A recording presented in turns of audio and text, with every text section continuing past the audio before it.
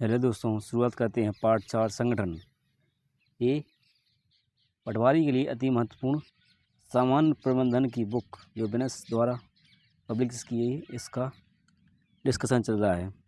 देखते हैं संगठन का आशय। संगठन का अभिप्राय समान उद्देश्यों की प्राप्ति से संबंधित है। संगठन दरअसल में व्यक्तियों का ऐसा समूह है जो अपने समान उद्देश्यों की पूर्ति हेतु अपनी संस्था के संसाधनों तथा मानवीय प्रयासों में इस प्रकार संबंध स्थापित करता है ताकि न्यूनतम लागत पर अधिकतम उत्पाद प्राप्त हो सके। दूसरे शब्दों में, दो अथवा दो से अधिक व्यक्ति जो पूर्व निर्धारित उद्देश्यों से एक स्थान पर एकत्रित हों, उन्हें भी संगठन की संज्ञा दी जा सकती है। संगठन की परिभाषा लुईस एलन के अनुसार संगठन की परिभाषा है: संगठन वह प्रक्रिया है जो कार्य को समझने तथा वर्गीकृत करने, अधिकार के अंतरण को परिभाषित करने तथा मनुष्यों में अत्यधिक कार्यकुशलता के साथ लक्ष्यों की प्राप्ति हेतु कार्य करने के लिए संबंध स्थापित करता है। नेक्स्ट है, थियो हेमेल के अनुसार संगठन वह एक ऐसी प्रक्रिया है जिसके द्वारा उपक्रम के कार्यों को परिभाषित एवं वर्गीकृत किया जाता है, उन्हें विभिन्न व्यक्तियों को सौंपकर उनके अधिकार एवं संबंधों को निश्चित किया जाता है। नेक्स्ट है, विलियम आर स्प्रीगल के अनुसार व्यापक दृष्टि से संगठन उस कला को कहते हैं जिसके द्वारा किसी उद्योग में मानव, मशीन तथा माल को नियंत्रित करने के लिए आवश्यक सिद्धांत प्रयुक्त किए जाते हैं। हेने के मतानुसार किसी सामान्य उद्देश्य अथवा उद्देश्यों की प्राप्ति के लिए विशिष्ट अंगों का मैत्रीपूर्ण संयोजन ही संगठन कहलाता है। ओरवेक के कथानुसार किसी कार्य को पूरा करने के लिए किन किन प्रक्रियाओं को किया जाए, इसका निर्धारण करना, प्रक्रियाओं को व्यक्तियों में आवंटित करना भी संगठन है। संगठन प्रक्रिया के चरण। वांछित लक्ष्यों की प्राप्ति हेतु संगठन प्रक्रिया में कुछ कदमों की श्रृंखला को ध्यान में रखना आवश्यक होता है तथा इसी के अनुसार संगठन प्रक्रिया के निम्न चरण या कदम होते हैं। पहला चरण है इसमें कार्य की पहचान तथा विभाजन। दूसरा चरण है विभागीकरण। तीसरा चरण है कर्तव्यों का निर्धारण। चौथा चरण है रिपोर्टिंग। पहला है कार्य की पहचान एवं विभाजन। संगठन प्रक्रिया का सर्वप्रथम चरण पूर्व निर्धारित योजनाओं की पहचान करना तथा कार्य का विभाजन करना है। विभागीकरण जब कार्य को छोटी तथा प्रबंध किए क्रियाओं में बांट दिया जाता है तो उनमें से जो भी क्रियाएं समान प्रवृत्ति की होती हैं उनका साथ साथ समूहन किया जाता है। इस प्रकार का निर्धारण विशेषीकरण को सरल व स्पष्ट बनाता है। इस समूहबद्ध करने की प्रक्रिया को विभागीकरण कहते हैं। कर्तव्यों का निर्धारण। जब एक बार विभागों का निर्धारण हो जाता है तो प्रत्येक कार्य एक व्यक्ति के सुपुर्द कर दिया जाता है। इसके उपरांत विभिन्न कार्यों को प्रत्येक विभाग के सदस्यों में उनकी गुणवत्ता तथा सहभागिता के आधार पर आवंटित कर दिया जाता है। नेक्स्ट है रिपोर्टिंग। यह ज्ञात होना जरूरी है कि कर्मचारी किससे आदेश प्राप्त करते हैं तथा वह किसके प्रति जवाबदेह हैं। इस तरह का स्पष्ट संबंध स्थापन एवं कर्मचारियों को सौंपनिक ढांचा तैयार करने में सहायक करता है तथा विभिन्न विभागों में समन्वय स्थापित करने में भी सहायता देता है। नेक्स्ट है कुंडज ओ डोनेल ने संगठन क्रिया के निम्न चरण बताए। पहला है उपक्रम के उद्देश्यों का निर्धारण, दूसरा है मोर्चाबंदी नीतियों तथा योजनाओं का निर्माण करना, चौथा है उद्देश्य की प्राप्ति हेतु क्रियाओं का निर्धारण करना, नेक्स्ट है क्रियाओं को अंकित करना और उनका वर्गीकरण करना, नेक्स्ट है क्रियाओं का समूहीकरण करना, प्रत्येक समूह को उसके अध्यक्ष के माध्यम से क्रियाओं के निष्पादन के लिए जरूरी अधिकार देना, नेक्स्ट है समय समय पर इन समूहों के कार्यों की जांच करते रहना तथा यह सुनिश्चित करना कि कार्य निर्धारण योजना के अनुसार किया जा रहा है या नहीं। नेक्स्ट है संगठन के उद्देश्य। किसी भी संगठन के निर्माण के निम्न उद्देश्य हो सकते हैं। पहला, कार्य दक्षता में वृद्धि, सुव्यवस्थित संगठन के माध्यम से विभिन्न प्रकार के कुशलता प्राप्त व्यक्तियों से उनकी योग्यता के अनुसार कार्य कराने पर संगठन की कार्यदक्षता में वृद्धि होती है। न्यूनतम लागत पर अधिकतम उत्पादन। किसी कार्य को संगठन के माध्यम से करने के दौरान कार्यकुशलता में वृद्धि के साथ उस कार्य की लागत तथा श्रम व समय में भी बचत होती है, जिससे संगठन को अधिक लाभ की प्राप्ति होती है। नेक्स्ट है समय की बचत। संगठन के कार्यों के युक्तिपूर्ण बंटवारे से कार्यों की गुणवत्ता में वृद्धि होने के साथ ही समय की बचत होती है, जिससे संगठन अपने मूल उद्देश्यों की पूर्ति निर्धारण करने में ही कर सकते हैं। नेक्स्ट है समन्वय। किसी भी संस्था के अंदर संगठन के माध्यम से कर्मचारी के मध्य समन्वय स्थापित कर उनसे दक्षतापूर्ण कार्य लिया जाता है, जिससे संगठन में भाईचारा एवं समन्वय की भावना बनी रहती है। समन्वय किसी भी संस्थान के अंदर संगठन के माध्यम से कर्मचारियों के मध्य समन्वय स्थापित कर उनसे दक्षतापूर्ण कार्य लिया जाता है, जिससे संगठन में भाईचारा एवं समन्वय की भावना बनी रहती है। नेक्स्ट है कार्यों का वर्गीकरण। संगठन के अंतर्गत विशिष्ट योग्यता प्राप्त व्यक्तियों को उस क्षेत्र से संबंधित कार्य प्रदान किए जाते हैं, जिससे वे अपनी कुशलता का उपयोग करते हुए संगठन के कार्यों में गुणवत्ता के साथ संपन्न करते हैं। संगठन की विशेषता एवं लक्षण। किसी भी संस्थान के निर्धारित लक्ष्यों की प्राप्ति में एक कुशल संगठन की महती भूमिका होती है। इसकी विशेषताओं को निम्न बिंदुओं के माध्यम से स्पष्ट किया जा सकता है। पहला है सार्वव्यापकता।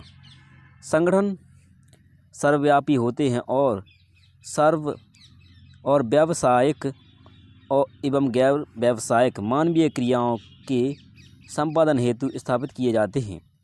नेक्स्ट है निर्धारित उद्देश्य। संगठन के निर्माण का मूल आशय निर्धारित उद्देश्यों की प्राप्ति करना होता है। लक्ष्य प्राप्ति। संगठन के निर्माण के समय एक लक्ष्य निर्धारित किया जाता है तथा उस लक्ष्य प्राप्ति के लिए संगठन की रूपरेखा तैयार की जाती है। नेक्स्ट है एकीकृत प्रणाली। किसी भी संगठन के लिए एकीकृत प्रणाली आवश्यक है क्योंकि संगठन के लक्ष्यों की प्राप्ति सामूहिक प्रयासों से ही की जा सकती है। नेक्स्ट है शीर्ष प्रबंध का नेतृत्व। संगठन के अंतर्गत शीर्ष प्रबंध न द्वारा अपने अधीनस्थों का नेतृत्व किया जाता है तथा उन्हें लक्ष्यों की प्राप्ति के संबंध में जरूरी दिशा निर्देश प्रदान किए जाते हैं। नेक्स्ट है गतिशील प्रक्रिया। संगठन एक प्रकार की कभी न रुकने वाली सतत प्रक्रिया है जो एक लक्ष्य प्राप्ति के बाद दूसरे लक्ष्य प्राप्ति की हेतु पुनः संयोजित की जाती है। संगठन का महत्व। संगठन के कार्यों का कुशल निष्पादन उद्यम के परिवर्तनों को निरंतर व्यावसायिक वातावरण के अनुरूप बनाने का मार्ग प्रशस्त कर सकता है। संगठन में किसी कार्य का महत्व वास्तविक रूप से तभी बनता है जब यह उद्यम को गतिशील रखने तथा उसके विकास में सहायता प्रदान करता है। किसी भी व्यावसायिक संस्थान में संगठन की अहम भूमिका होती है जो निम्नलिखित है। पहला कारण है इसमें विशिष्टकरण के लाभ। संगठन कार्यबल में विभिन्न क्रियाओं के नियमानुसार आवंटन में मार्गदर्शक का कार्य करता है। कर्मचारियों द्वारा एक ही कार्य को नियंत्रित करते रहने से उन्हें अनुभव प्राप्त होता है और वे दक्षता की ओर अग्रसर होते हैं। नेक्स्ट है कार्य करने में संबंधों का स्पष्टीकरण। कार्य करने में संबंधों का स्पष्टीकरण संप्रेषण को स्पष्ट करता है तथा किसने किसको रिपोर्ट करनी है यह एक एक करके बताता है। यह सूचना तथा अनुदेशों के स्थानांतरण में भ्रमों को दूर करता है। संसाधनों का अनुकूलतम उपयोग। संगठन के माध्यम से सभी द्रव्यात्मक या भौतिक तथा वित्तीय एवं मानवीय संसाधनों का यथोचित उपयोग संभव होता है। नेक्स्ट हेडिंग है परिवर्तनों का अनुकूलतम उपयोग। संगठन व्यावसायिक इकाइयों को व्यावसायिक पर्यावरण परिवर्तनों में संयोजित करने की अनुमति प्रदान करता है। यह संगठन परिवर्तनों के बावजूद भी जीवित रहने तथा उन्नति करते रहने संबंधी आवश्यकताओं की भी पूर्ति करता है। नेक्स्ट है प्रभावी प्रशासन। कार्य एवं करण में स्पष्ट संबंध स्थापित होने से कार्य का निष्पादन ठीक तरह से होता है। इससे संगठन का प्रबंध भी सुगम हो जाता है तथा प्रशासन प्रभावपूर्ण रूप से कार्य करता है। नेक्स्ट है कर्मियों का विकास। प्रबंधकों द्वारा अपने अधीनस्थों को दैनिक कार्यों के अधिकारण अंतरण करने में कार्य करने के नए तरीकों को विकसित करने का उन्हें ज्ञान प्राप्त होता है। नेक्स्ट है विकास तथा विस्तार। संगठन उद्यमों में कार्य स्थिति के अनुसार भागों में वृद्धि करता है तथा उत्पादन क्रियाओं में विभिन्नता लाता है। चालू कार्य क्षेत्रों में नए भौगोलिक भू भागों को जोड़ता है, जिससे ग्राहकों, विक्रय तथा लाभ में वृद्धि होती है। नेक्स्ट है संगठन की संरचना एवं ढांचा। संगठन द्वारा उपयोग में लाए गए ढांचे उनकी प्रकृति एवं क्रिया के अनुरूप अलग अलग होती है। संगठनीय ढांचे को दो श्रेणियों में विभाजित किया जा सकता है, जो निम्न प्रकार से हैं। कार्यात्मक संगठन और प्रभागीय संगठन ढांचा। कार्यात्मक संगठन ढांचा कार्यात्मक ढांचे की संरचना समस्त कार्य को बड़े कार्यात्मक विभागों में वर्गीकृत करके की जाती है, अर्थात समान प्रकृति के सभी कार्यों को संगठन के एक भाग में रखकर उन्हें एक समन्वयकर्ता या अध्यक्ष के अधीन कर दिया जाता है। उदाहरण के रूप में एक निर्माणकारी प्रतिष्ठान में मुख्य कार्यों का विभाजन उत्पादन, क्रय, विपणन, लेखा तथा कर्मियों के आधार पर होता है। प्रबंध संचालक, इसमें पहला मानव संसाधन, दूसरा विपणन, तीसरा खोज एवं विकास, चौथा है क्रय।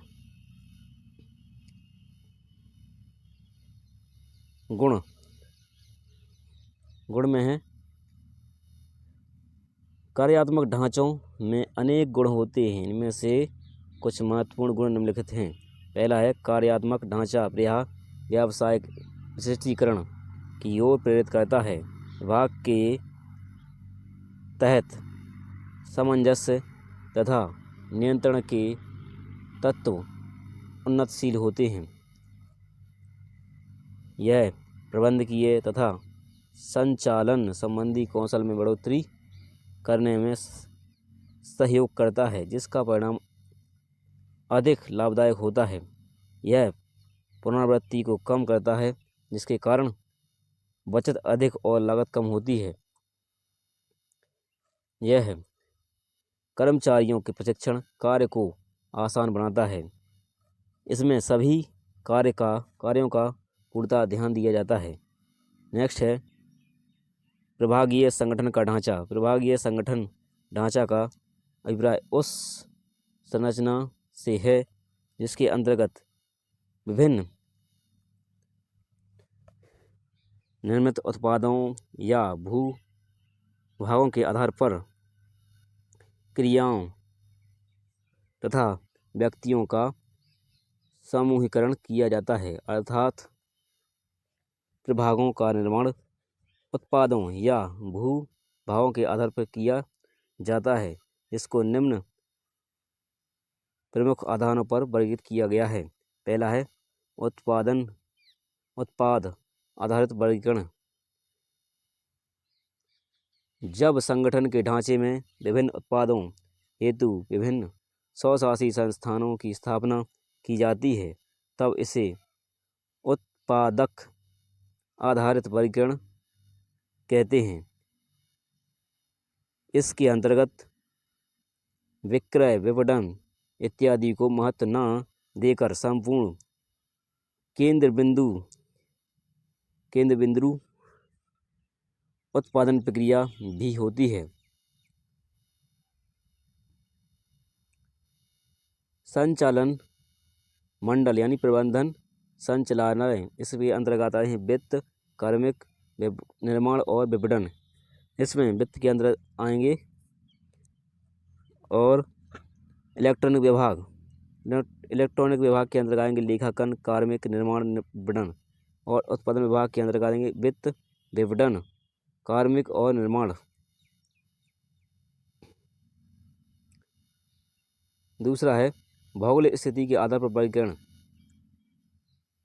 जब ग्राहकों की संख्या, उत्पादन की मांग एवं बाजार की स्थिति को ध्यान में रखकर प्रभाग का निर्माण किया जाता है तब उसे भौगोलिक आधार पर वर्गीकृत कहा जाता है। जैसे सार्वजनिक क्षेत्र में रेल, परिवहन, स्वास्थ्य आदि का वर्गीकरण भौतिक आधार पर ही किया जाता है। नेक्स्ट है अन्य क्षेत्र के आधार पर वर्गीकरण। इसके अंतर्गत किसी संगठन के द्वारा ग्राहकों की पसंद, नापसंद, उत्पादन प्रक्रिया, माल की गुणवत्ता एवं समय के आधार पर वर्गीकरण किया जाता है।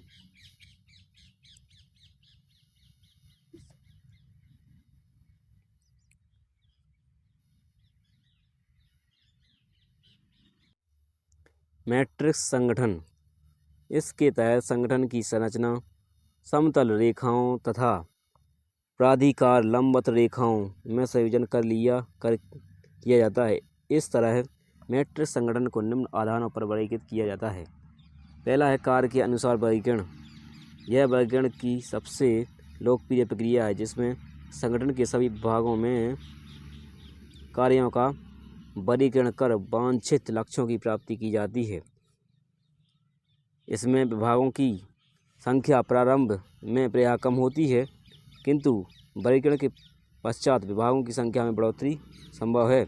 संचालक अध्यक्ष एवं संचालक के अंतर्गत आएंगे अध्यक्ष एवं जनरल मैनेजर।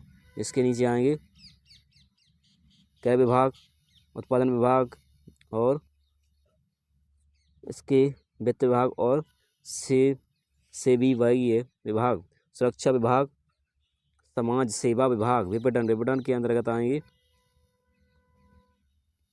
विपणन अनुसंधान विभाग, क्रय विभाग, विक्रय विभाग। उत्पादन क्रिया के अनुसार वर्गीकरण।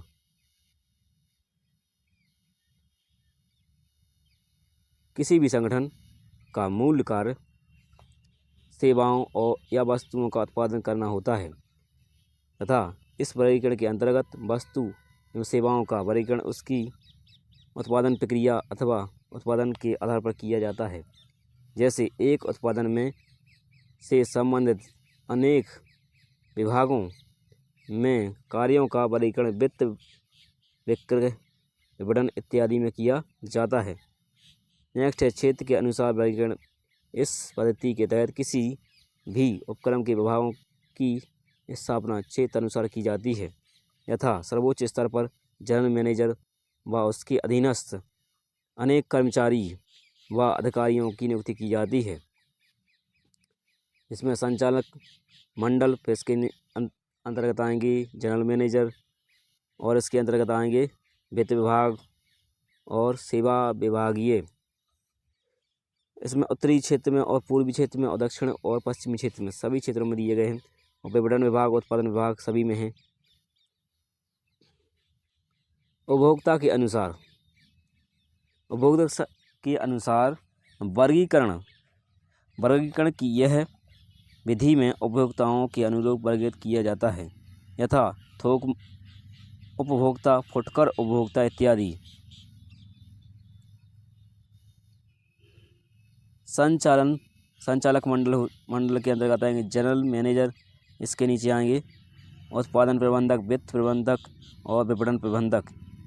विपणन प्रबंधक के अंतर्गत होंगे सहायक प्रबंधक, जैसे फुटकर विक्रेता, सहायक प्रबंधक ये थोक विक्रेता, सहायक प्रबंधक निर्यात, सहायक प्रबंधक किस्तों में विक्रय।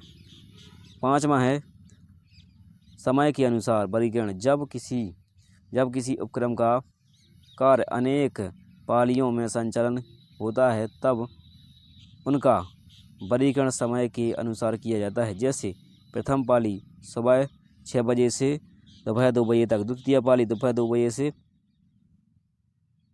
रात दोपहर 2 बजे से 10 बजे तक और तृतीय पाली 10 से लेकर रात और सुबह 6 बजे तक। संचालक मंडल, इसमें जनरल मैनेजर के अंतर्गत आएंगे प्रबंधक पारी पहरी ये होगी जिसमें सुबह 6 से 10 की पारी, और प्रबंधक दूसरी पारी में होगी 10 से 2 बजे तक का, और तीसरी में होगा 2 से लेके सुबह 2 से लेके 6 बजे तक की बारी। नेक्स्ट है प्रक्रिया के अनुसार वर्गीकरण। यहाँ पर एक उत्पाद का निर्माण विभिन्न प्रक्रियाओं से होकर गुजरता है, तब उसका वर्गीकरण उन प्रक्रियाओं के आधार पर किया जाता है। रेखीय संगठन। रेखीय संगठन, इसमें संपूर्ण संगठन का मूलभूत ढांचा रेखीय होता है तथा यह संगठन के समस्त अधिकारियों व कर्मचारियों से प्रत्यक्ष संबंध रखता है। यह आंतरिक संगठन का अत्यंत सहज एवं लोकप्रिय स्वरूप है। इसमें संगठनों की संरचना ऊर्ध्वाधर होती है और सत्ता का हस्तांतरण ऊपर से नीचे की ओर होता है, इसलिए इसे आदेशिक संगठन भी कहा जाता है। मैकफॉरलैंड के मतानुसार रेखा संरचना में प्रत्यक्ष शीर्ष रेखा प्रबंध होते हैं, जो प्रत्येक स्तर की स्थिति एवं कार्यों में ऊपर तथा नीचे के स्तर से संबंध स्थापित रखते हैं।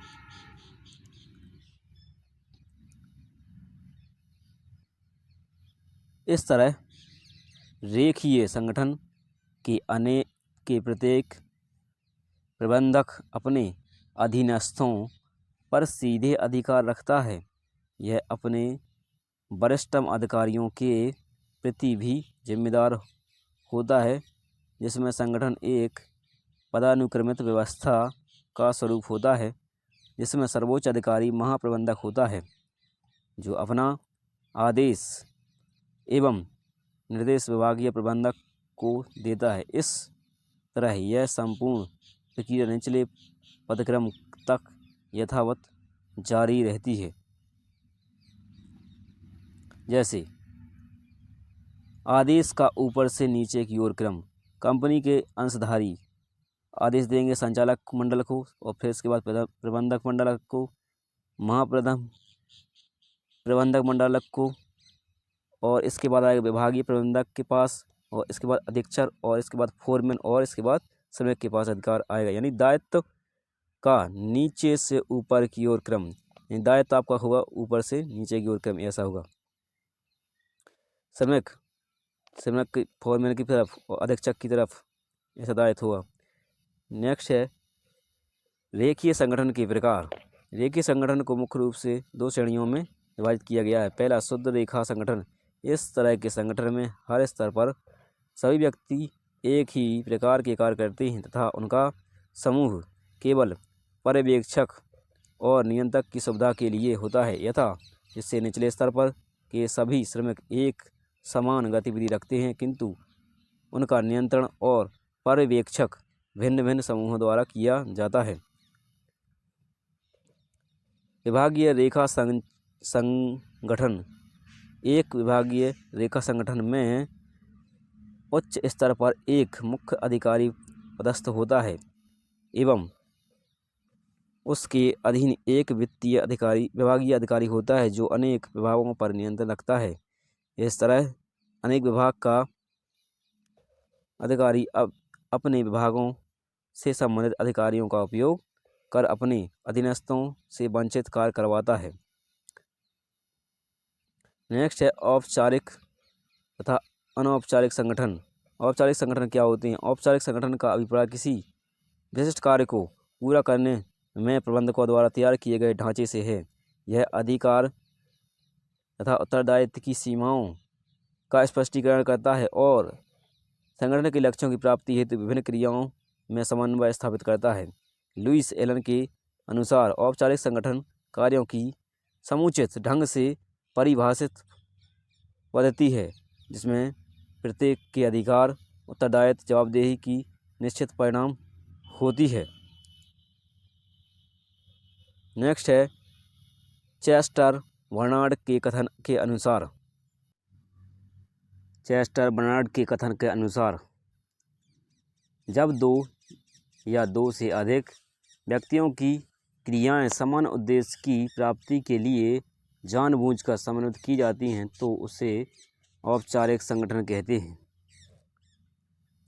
नेक्स्ट है रोथेलिसबर्गर एवं डिक्सन के अनुसार औपचारिक संगठन से अभिप्राय मानवीय अंतर संबंधों के उस ढंग से है जिसकी व्याख्या प्राणियों, व्यक्तियों, नीतियों तथा अर्थव्यवस्था के संबंधों द्वारा की जाती है।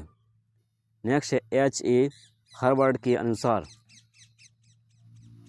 औपचारिक संगठन में अमूर्त एवं बहुत कुछ स्थायी नियमों का समावेश होता है जो प्रत्येक सहभागी के व्यापार को प्रभावित करते हैं। औपचारिक संगठन के लक्षण एवं विशेषताएं। पहला है निर्माण। इस संगठन को पूर्व निर्धारित लक्ष्यों की प्राप्ति के लिए स्थापित किया जाता है। दूसरा है वैज्ञानिक सिद्धांत पर आधारित।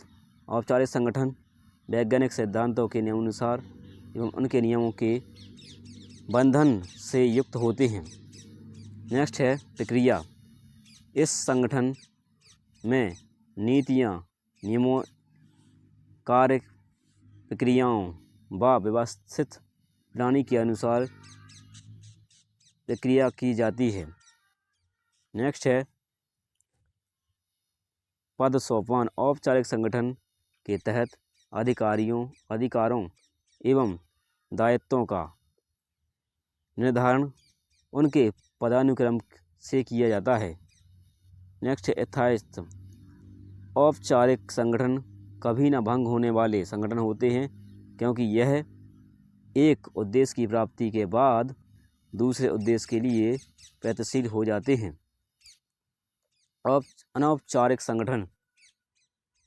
इस संगठन का उद्भव तब होता है जब व्यक्ति आधिकारिक तौर पर दी गई भूमिकाओं से परे कार्य करते हैं, अर्थात जब कर्मचारी स्वतंत्रपूर्वक बिना नियम के अपनी आज़ादी से संबंध स्थापित करते हैं तथा मैत्रीपूर्ण और सहयोगपूर्ण विचारों के आधार पर लक्ष्यों की प्राप्ति के लिए संगठित होते हैं तो उसे अनौपचारिक संगठन कहते हैं।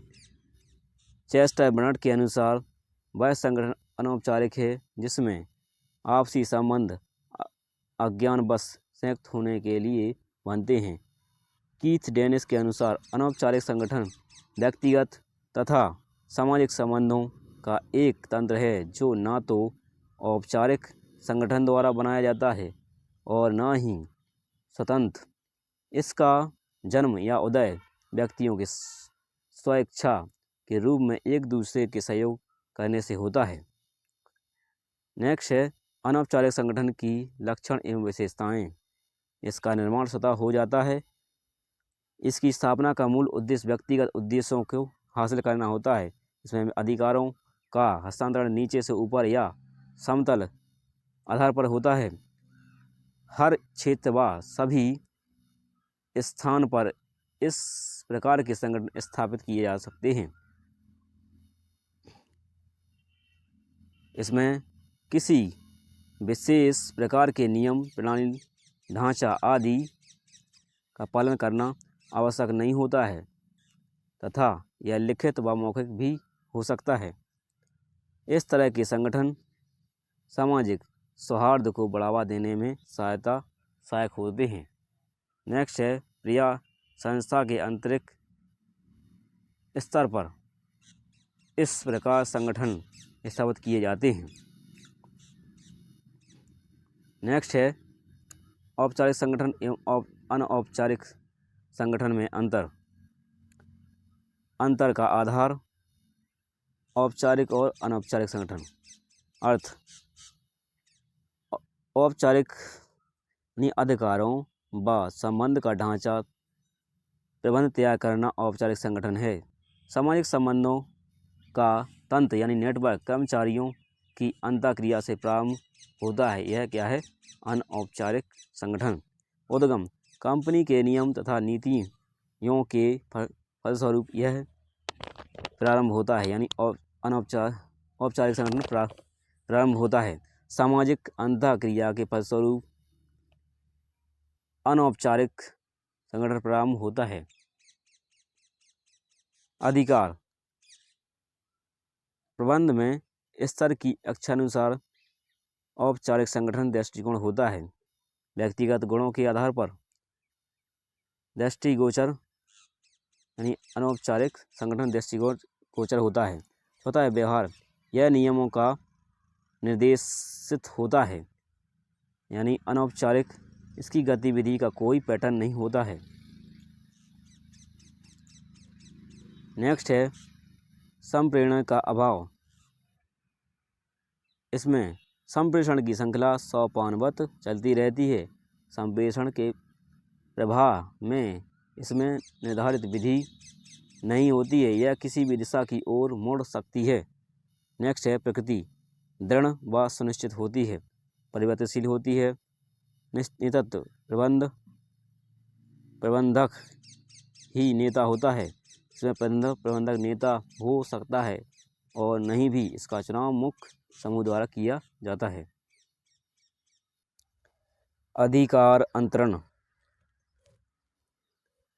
अंतरण का आशय एक उच्च स्तरीय अधिकारी द्वारा अपने अधीनस्थ कर्मचारी पर ऊपर से नीचे की ओर अधिकारों के प्रत्यायोजन से है।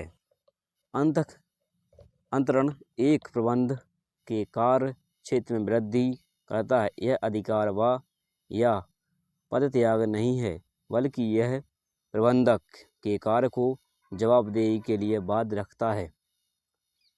टेरी के मत अनुसार अधिकार अंतरण का अर्थ एक अधिकारी अथवा संगठन की किसी इकाई से दूसरे इकाई या अधिकारी को अधिकारियों के सौंपने से है।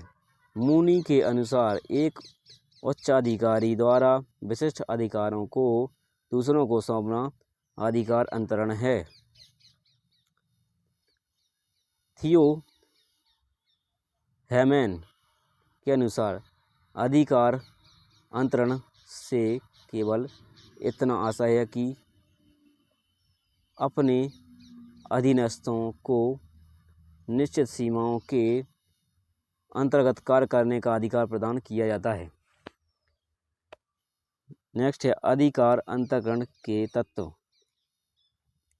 लुईस एलन के मत अनुसार अधिकार अंतरण का आशय उत्तरदायित्व तथा अधिकार को दूसरे के सुपुर्द करने तथा निष्पादन हेतु जवाबदेह करने से है। लुईस एलन ने अधिकार अंतरण के कुछ तथ्य बताए जो निम्नलिखित हैं। पहला है अधिकार का आशय ऐसे व्यक्ति के उस अधिकार से है जिसके माध्यम से वह अपने अधीनस्थों को नियंत्रित करता है एवं अपने अधिकार क्षेत्रों के तहत आवश्यक कार्यवाही करता है।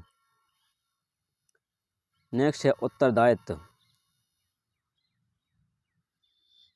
एक अधीनस्थ कर्मचारी हेतु दिए गए कार्य का पूर्ण रूप से निष्पादन करना ही उसका अनिवार्य उत्तरदायित्व है, क्योंकि अधीनस्थ कर्मचारी सदैव अपने उच्च अधिकारी के प्रति उत्तरदायी होता है।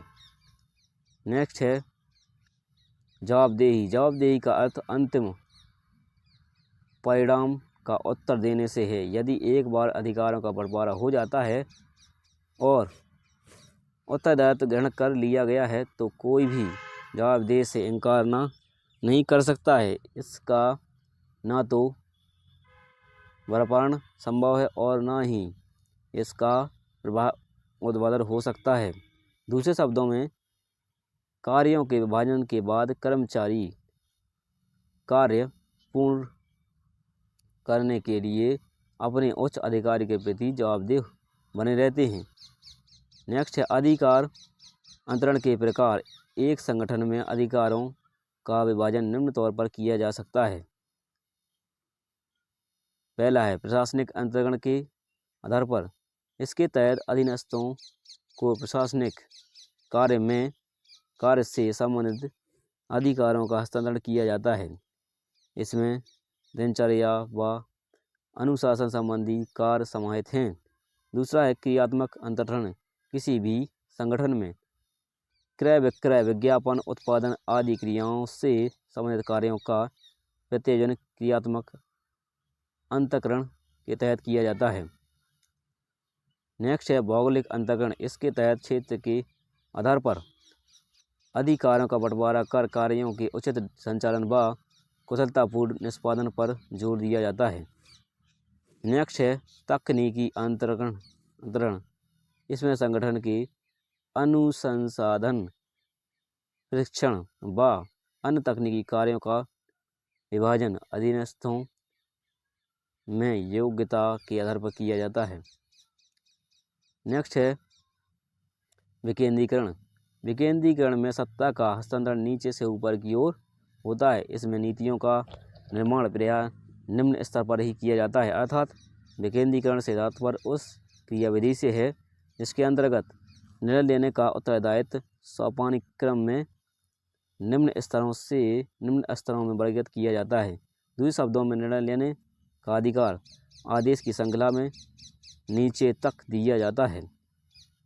हेनरी फुल के अनुसार हर वह कदम जो अधीनस्थों की भूमिका के महत्व को बढ़ाता है विकेंद्रीकरण कहलाता है, तथा हर वह कदम जो इसको घटाता है विकेंद्रीकरण कहलाता है। नेक्स्ट है कीथ डेविस के अनुसार सत्ता एवं उत्तरदायित्व जहाँ तक व्यवहारिक हो संगठन की छोटी से छोटी इकाई तक व्यापक वितरण केंद्रीकरण कहलाता है। लुइस ए एलन के अनुसार केंद्रीय स्तर पर प्रयुक्त अधिकारियों को छोड़कर सारे अधिकारियों को व्यवस्थित रूप से निम्न स्तरों को प्रदान करना विकेंद्रीकरण कहलाता है। विकेंद्रीकरण उत्तरदायित्वों के संदर्भ मूल में अधिकारों का अंतरण है। केंद्रीकरण बनाम विकेंद्रीकरण। अगर निर्णय लेने का अधिकार केवल उच्च स्तरीय प्रबंधक को हो तो वह संगठन केंद्रीकृत कहलाता है। यदि यही अधिकार विभिन्न स्तरों पर हस्तांतरित कर दिया जाए तो संगठन विकेंद्रीकृत स्वरूप में आ जाता है, किंतु पूर्ण केंद्रीकृत यह तभी कहलाता है जब प्रबंधक में निर्णय लेने का अधिकार विकेंद्रीय रूप में उत्तराधिकारी सोपान में केवल शीर्ष प्रबंधकों के पास होता है, एवं पूर्ण विकेंद्रीकरण में तभी अधिकारों का हस्तांतरण निम्न स्तर के कर्मचारियों को कर दिया जाता है। इस प्रकार इसमें उच्च स्तरीय प्रबंधकीय आवश्यकता नाम मात्र ही रह जाती है। यद्यपि उक्त दोनों ही व्यवस्था व्यवहारात्मक नहीं है, किंतु संगठन को सुचारू रूप से संचालित करने हेतु केंद्रीकरण व विकेंद्रीकरण दोनों के गुणों का समायोजन कर अधिकारियों का बंटवारा एवं जवाबदेही व्यावहारिक दृष्टिकोण से निर्धारित की जाती है। इस तरह साइड हैं विकेंद्रीकरणीय और साइड है केंद्रीकरणीय।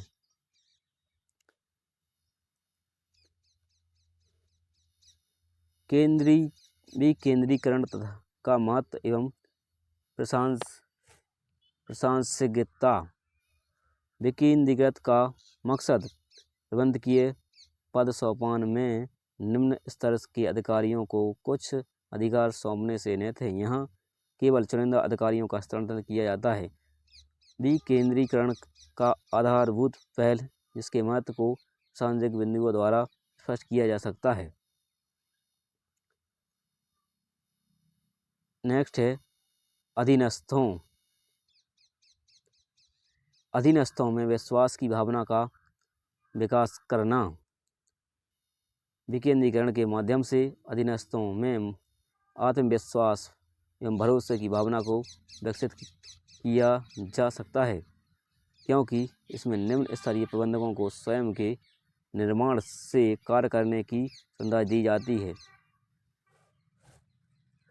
तथा वे स्वयं के निर्णय के अनुसार कार्य करते हैं। इसके माध्यम से ऐसे योग्य ऐसी योग्य कर्मचारी की खोज की जाती है ताकि भविष्य में उन्हें उच्च अधिकारी बना जा सके। भविष्य के लिए प्रबंधकीय योग्यता का विकास। कर्मचारियों में कार्य संबंधी निपुणता बढ़ाने के लिए संगठन में पदोन्नति पाने हेतु औपचारिक प्रशिक्षण बहुत महत्वपूर्ण भूमिका का निर्वहन करता है, लेकिन किसी भी कार्य को स्वतंत्र रूप से करने में जो अनुभव प्राप्त होता है वह किसी के अधीन करने से नहीं होता है। अतः विकेंद्रीकरण के माध्यम से अधिक कर्मचारियों के भविष्य के लिए प्रबंधकीय योग्यता एवं कुशलता का विकास किया जाता है। निर्णय की क्षमता का विकास। प्रबंधक पद सोपान में इसे संप्रेषण की श्रृंखला के रूप में देखा जा सकता है।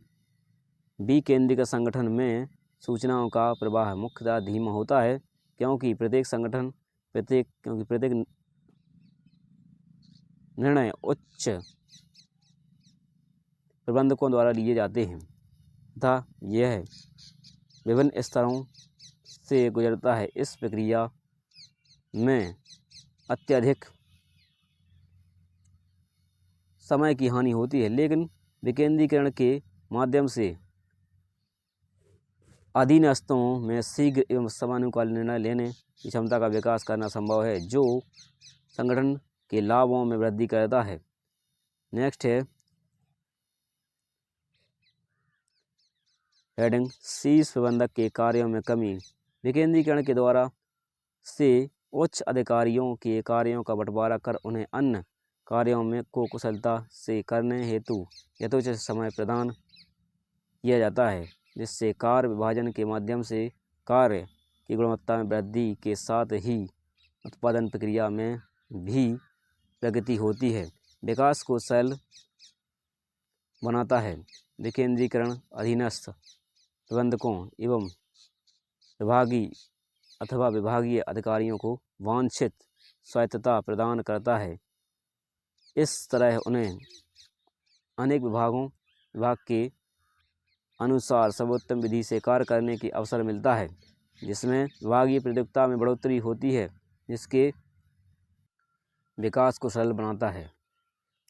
विकेंद्रीकरण अधीनस्थ प्रबंधकों एवं विभागीय अधिकारियों को वांछित स्वायत्तता प्रदान करता है। इस तरह उन्हें अपने विभाग के अनुसार सर्वोत्तम विधि से कार्य करने की अवसर मिलता है, जिसमें विभागीय प्रतियोगिता में बढ़ोतरी होती है, जिसके परिणामस्वरूप प्रत्येक विभाग की कार्यदक्षता में वृद्धि होती है एवं उत्पादन की लागत में कमी आती है।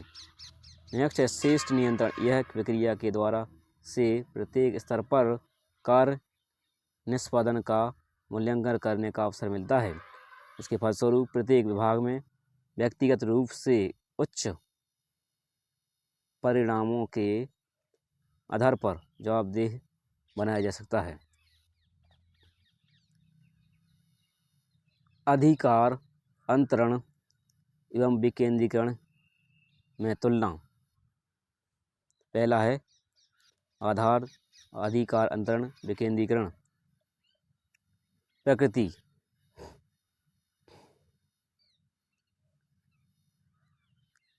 अधिकार अंतरण एक आवश्यक कार्य है क्योंकि कोई भी व्यक्ति समस्त कार्यों को स्वयं नहीं कर सकता है। विकेंद्रीकरण एक ऐच्छिक पहल है। यह शीर्ष प्रबंधक के विवेकानुसार कार्य किया जाता है। नेक्स्ट है कार्य की प्रगति। उच्चाधिकारियों का अधिक नियंत्रण होता है, अतः सविवेक निर्णय लेने की स्वतंत्रता कम होती है। विकेंद्रीकरण इसमें कार्यकारी प्रबंधकों पर नियंत्रण कम होता है, अतः कार्य करने की अधिक स्वतंत्रता होती है। स्थिति अधिकार अंतरण। यह ऐसी प्रक्रिया है जिसका कार्य विभाजन द्वारा अनुसरण किया जाता है। विकेंद्रीकरण यह शीर्ष प्रबंधकों द्वारा निर्धारित की गई नीतियों का परिणाम होता है। नेक्स्ट है क्षेत्र। इसका क्षेत्र सीमित होता है क्योंकि इसकी सीमा उच्च अधिकारियों एवं उनके अधीनस्थ तक ही सीमित होती हैं। इसका क्षेत्र व्यापक होता है, इसमें अधिकारियों का अंतरण निम्नतम स्तर पर तक बढ़ाया जाता है। नेक्स्ट है उद्देश्य। इसका उपयोग प्रबंधक का भार कम करने के लिए किया जाता है। इसका जो है उपयोग अधीनस्थों की संगठन में भूमिका में वृद्धि करने के लिए उन्हें अधिक स्वायत्तता देकर किया जाता है। नेक्स्ट है सभी प्रश्न उत्तर एक ही वीडियो में कवर किए जाएंगे, इसका अलग से वीडियो बनेगा। नेक्स्ट है पार्ट 5।